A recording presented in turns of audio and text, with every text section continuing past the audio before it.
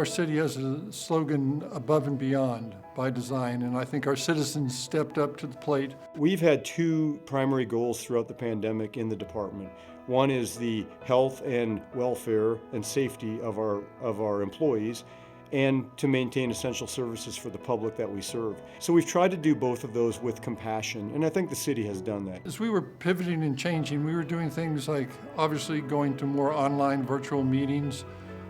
We still had to have some in person, so when we did, we socially distanced, we wore masks, we had plenty of hand sanitizer. We've had major thoroughfare projects that have continued without much delay at all.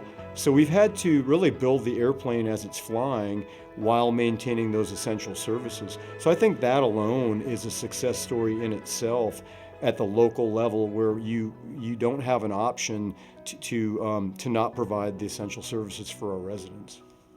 It's still going to take a while. It's still going to take a number of months of wearing the mask. This is an important time that we get through and get the vaccine implemented, and we can get back to somewhat of a normal life again. We're asking our folks to maintain those essential services, knowing that the fear level, especially at the initial stages of the pandemic, were very high.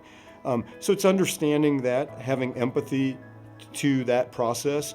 So I think it's getting things to maintain those services during a pandemic, knowing that folks are afraid, but also trusting that we're going to be able to deliver those services to the residents. It was an interesting year, and to look back, there are still positives that came out of it. I think that it showed that the communities can come together on their own. Some communities did, some communities didn't, but ours sure did come together on its own.